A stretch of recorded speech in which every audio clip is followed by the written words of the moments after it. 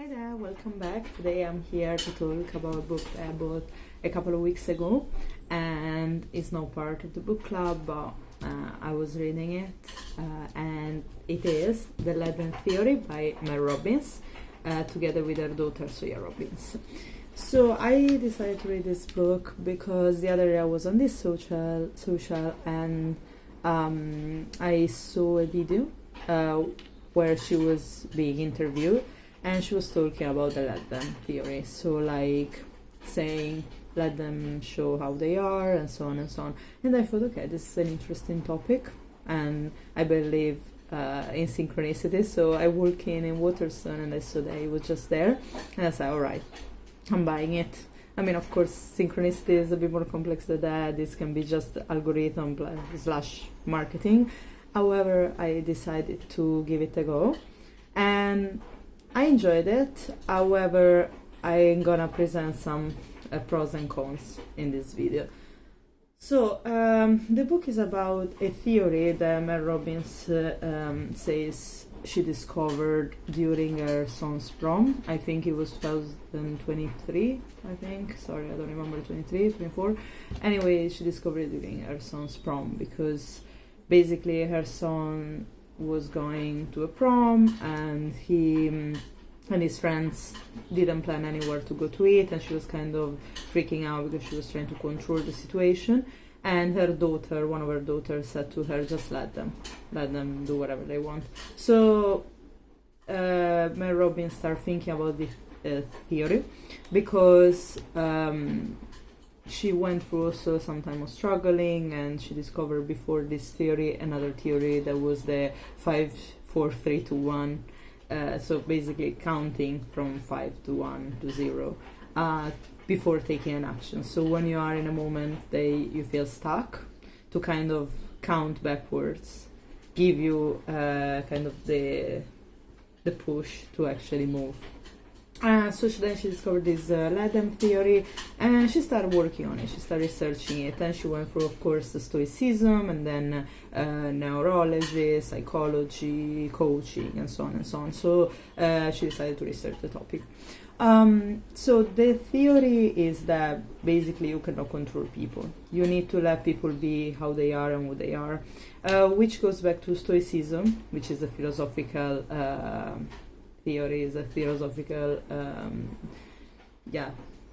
theory, I don't get another word, that says that basically you can control only what is in your power. You cannot control other people, you cannot control reality, you cannot shape reality, you can only shape your response, and your power lies in how you respond to situations. This is a theory that of course goes back to ancient Greece, but then is being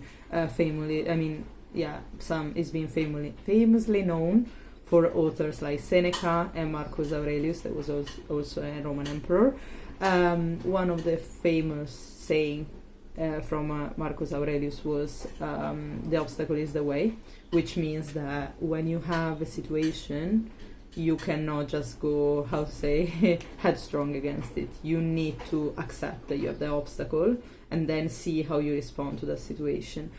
And I find this theory very fascinating, even if I have a bit of love and hate for Stoicism, because I think sometimes it may lead to be passive. But anyway, I think is very interesting, especially nowadays, that we are more and more drawn towards spiritual practices and theories that they just say, okay, let things flow, let things go, accept situations and surrender. So yeah, in this book, Mel Robbins decides to go through Stoicism, talks about it, and then talks with psychologists, therapists, and so on. And she goes through different topics. So, for example, how other people are, how they react, how they act with you. She talks about friendship, about romantic relationships. And I found it very empowering because she talks about the fact that you cannot change others. So the bottom line is that you cannot change others, and you cannot change what they think, you cannot control what they think, and you cannot control how they act. So your power lies in the fact that you need to let people be how they are, and then take them at face value, take what they show you. And then you let yourself choose how you want to respond to the situation, which I find it very well described. I think that the theory is expressed very well in the book, and it would be like not complete if she didn't put the let me part as well. So her theory is, yeah, let them show how they are, let people show they are, act how they want, and so on, but also let me decide how I respond, because my power is in my reaction. Rather than reaction, is in my response to a situation. So rather than react, I need to respond, and my power lies in how I choose to respond to a situation. So I really enjoyed that part. I think that was very, very well written. I mean, it conveys the idea in a very powerful way, and I really enjoy that. And I think that we need this. We're at a point in society that we need to realize that, as a Western society, we always have this mentality for control and this need for control. We think that, control equals power, and so on and so on. However, very little is in our power. Very little in life is in our power, and what can we actually control is ourselves, how we respond. So yeah, I really enjoy that part. My criticisms for the book is that I'm always a bit skeptical about self-help books. As you probably saw in my previous videos, I read quite a few of them, also because I love psychology. I always try to learn more. I'm naturally drawn to it. So also self-help books, for me, they're very helpful because they give you an insight in what people think, what they need, how society is going, and so on and so on. So yeah, I enjoy that. At the same time, yeah, I'm skeptical because I think that they are like usually on a surface level. So I think, for instance, this book is very helpful if it's complemented by actual therapy. I understand that not everyone has the capacity or the economic means or the possibility to go to therapy. It can be like mental, emotional, economic capacity, whatever. I understand that not everyone can afford therapy, not everyone feels like they need therapy, maybe they're scared, maybe they are not ready for it, maybe they have their own biases, so I understand. However, I think that this book is a bit like coaching. For me, it always stays a bit on the surface level. This is my personal opinion, of course, but I have a nature. I want to go deep down into problems. I want to understand things. It's also one of the reasons why I study philosophy plus psychology. So I really want to dive into things. I don't want to be on the surface level, and I feel that like this kind of books, they tend to be a bit on surface level sometimes. I understand that she talks about therapy. She talks with therapists. She mentioned some of the authors that I really admire and I follow. For example, Dr. Ramani. Sorry if I pronounce it wrong. Who I truly admire for her work on narcissism, and I've been reading her posts, watching her videos. I read her book, It's Not You. Lovely, I love it. And also Gabor Mate, who talks a lot about trauma and the body reaction to trauma and so on and so on. So I appreciate that she actually goes to talk to therapists and neurologists and so on. However, I think that these kind of books, needs to be complemented by actual therapy, because for me, I understood very well what she meant because I went through therapy myself. So I understand that some of the theories that she talks about may be taken a bit shallow, in a bit shallow way, because if you haven't been going through what your actual blockages are, I think that then it's very difficult to apply it.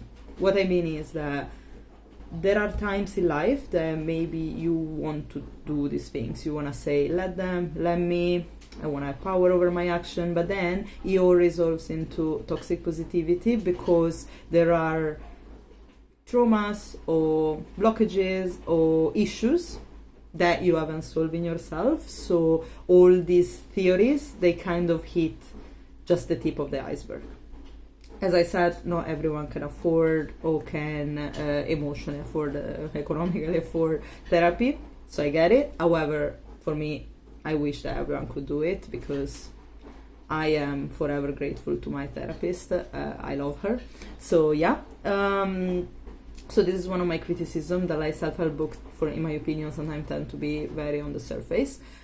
Another one of my criticism is that I think that all these contemporary theories about relationships, they mean well, and they are rooted in reality, in the sense that they tell you, not only her, but like other people that be following on social media, they've been telling you, you know, let people talk through their actions, because words, they're no, like, they don't mean anything. Words are just words, actions are actions. I agree.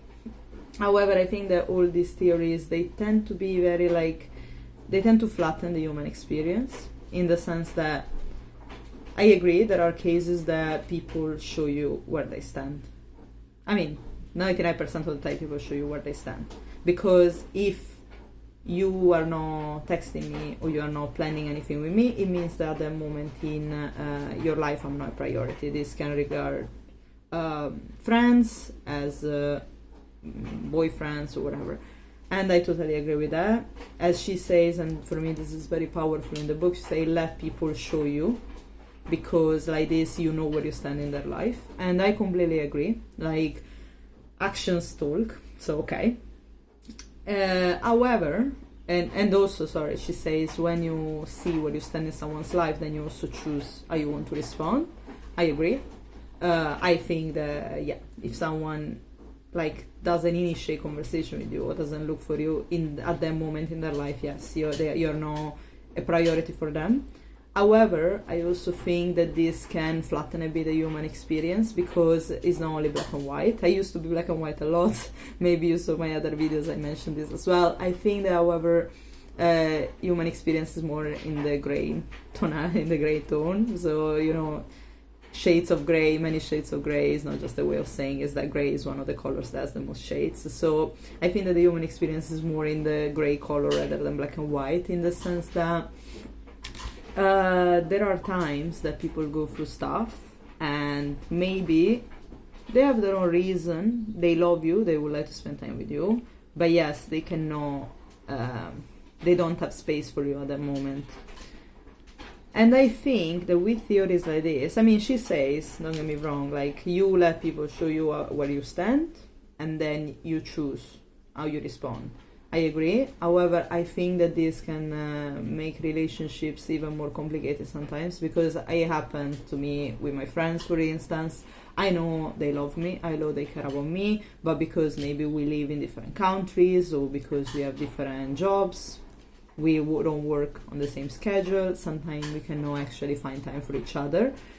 And according to this theory, if someone cannot find time for you, it already means you're not a priority. But I would like to disagree with that, because I think that people, they're not always like set in stone, you know. I don't think that things are so straightforward. Sometimes, for instance, in romantic relationships, sometimes maybe someone has feelings for you, they care about you, but they don't have the emotional capacity at the moment for you, which again is just taking people for how they are. You take things at face value, right? Like, okay, this person has feelings for me, they don't have time for me, what do I do? And that's what she says in her theory, fair enough, like, you decide where you stand. However, my point is that sometimes this can complicate a bit relationship, in the sense that, like, it's not always black and white. People go through a lot. She even talks about this in the chapter on friendship. Sometimes people go through a lot, and maybe because they're going through a lot, they go out of your life, maybe they come back. And yeah, I mean, everything I'm saying now, she's not technically disagreeing with that in the book. For me, it's more like a feeling that I get from the book, like that. Then even following other coaches online, they talk about this a lot, and I think that it can be a bit more complicated than that. Of course, relationships are made by two people, that they put effort. So if I am putting effort and my friend is not, then I need to decide how I wanna be with them. And that's what she says in the book. But I think that sometimes there are more shades to the same situation. That's one of my criticism personally. And then another thing that I found a bit controversial for me is that, checking online, I found that Mel Robbins has been accused of plagiarism. because according to what I found online, there is a writer, an author, called Cassie Phillips, who wrote the Let Them poem in 2022.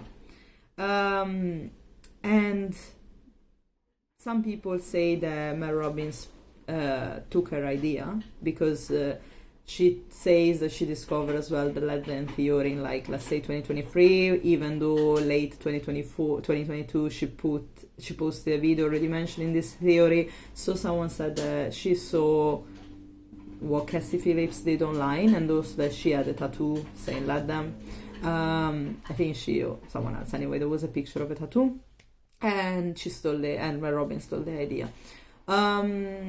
I didn't find a lot of material on this. There is an article on Substack, there is articles on the internet. However, for me, I mean, I'm not surprised in a sense if she changed a bit the timeline regarding her own story, because in the end we all know the storytelling is a tool, and we sell also for storytelling. I don't see really a problem in that. Of course, saying, oh, I got this theory, I don't know, while I was at the supermarket, and say, oh, I got it on my son's prom, kind of delivers, it has a different impact. So I get it. I don't really see a problem in that, because at the end she is a bestseller author, she's been talking to millions of people, so I'm not surprised that she kind of shaped her story in that way, if she did.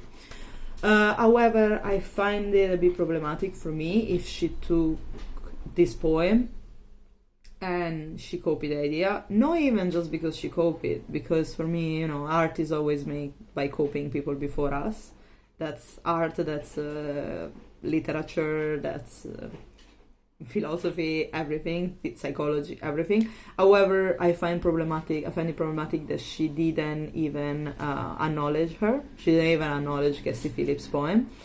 And this is something that, in my opinion, she should have. In my opinion, she should have at least mentioned, okay, I know that there is this controversy. I think it would have been it would be correct, because right now this made me very suspicious about the book. Like saying, okay, it would not be a problem if she just mentioned, look, I got this, I saw this poem, and then I also elaborated the theory later on. Because, I think that it happens to everyone to be inspired and to be in a situation that maybe I am, I don't know, I see something, but the thing doesn't hit me directly. It's gonna be in my unconscious for a bit, and then it's gonna come back after for a new idea. I don't see a problem there, but I find it a bit problematic that even in the acknowledgements, even in the thank you section, she didn't even mention about this. Yeah, so this is my review on the book. It's something I wanted to talk about, so thank you for watching. See you next time.